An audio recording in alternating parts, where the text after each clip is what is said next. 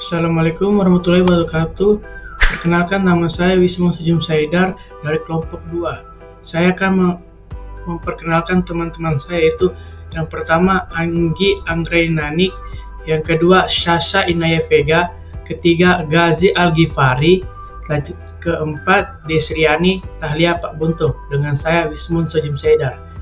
Baik, materi yang akan dipresentasikan oleh kelompok kami yaitu implementasi pendidikan sebagai wahana pembebasan menurut Paul Freire.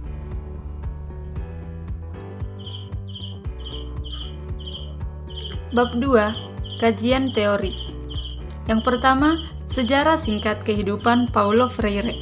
Paulo Freire lahir pada tanggal 19 September tahun 1921 dari Recife, Brazil, yang merupakan pusat salah satu daerah paling miskin dan terbelakang di dunia ketiga, yaitu sebuah kota pelabuhan di sebelah timur laut negeri Brazil. Setelah menikah dengan Elsa Maya Costa Oliveira, seorang guru dari Recife, tahun 1944, mulai tumbuh minatnya mendalami buku-buku pendidikan atau filsafat pendidikan dan sosiologi pendidikan, melebihi buku-buku tentang hukum. Di masa presiden baru ini, gerakan kaum petani dan kaum budayawan melakukan kampanye yang bertujuan untuk meningkatkan kesadaran dan kemampuan baca tulis, supaya rakyat dapat berpartisipasi aktif di bidang politik. Yang kedua, pendidikan pembebasan Paulo Freire.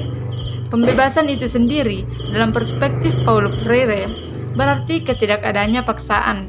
Oleh karena itu, kata lain dari bebas adalah merdeka. Artinya, tidak ada belenggu sebagai penghalang ruang gerak manusia.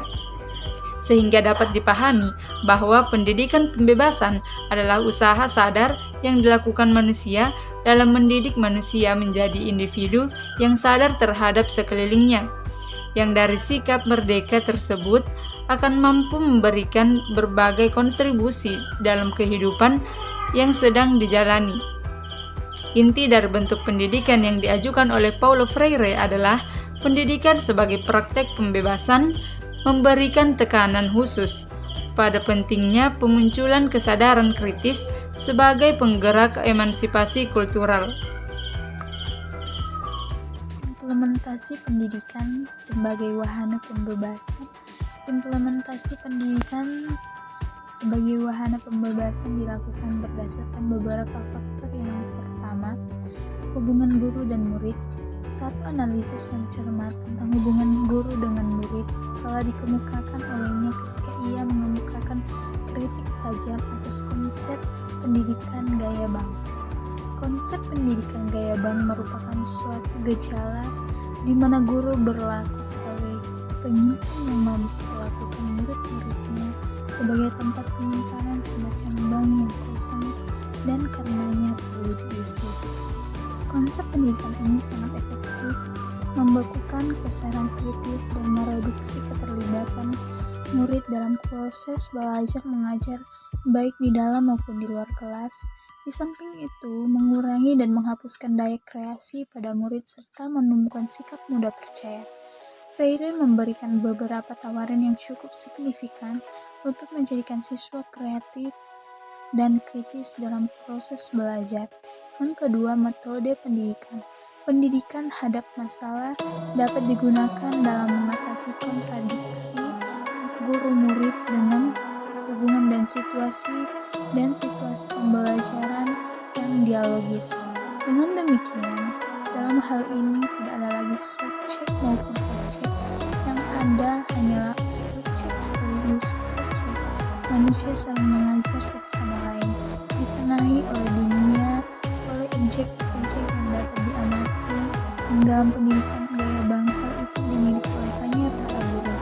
Dalam kondisi ini, Freire mengemukakan bahwa dengan gaya bank yang membius dan mematikan dan daya kreatif, maka pendidikan hadap masalah menyangkut suatu proses menyingkapkan realitas secara terus-menerus. Laku pemahaman itu sendiri hanya dapat dimunculkan dalam hubungan yang dialogis yang menuntut adanya pemecahan terhadap masalah kontradiksi antara guru dan murid. Pendidikan. Persoalan isi pelajaran secara sederhana menjadi konkret dalam kurikulum yang digunakan dalam pembelajaran.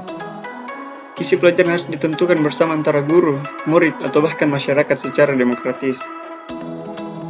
Dari sinilah sebenarnya sering terjadi pembodohan dari kaum penguasa terhadap kelas bawah atau rakyat, dengan menentukan kurikulum yang sesuai dengan kepentingan penguasa saja, tanpa melihat nilai-nilai apa saja yang diperlukan dan dibutuhkan masyarakat.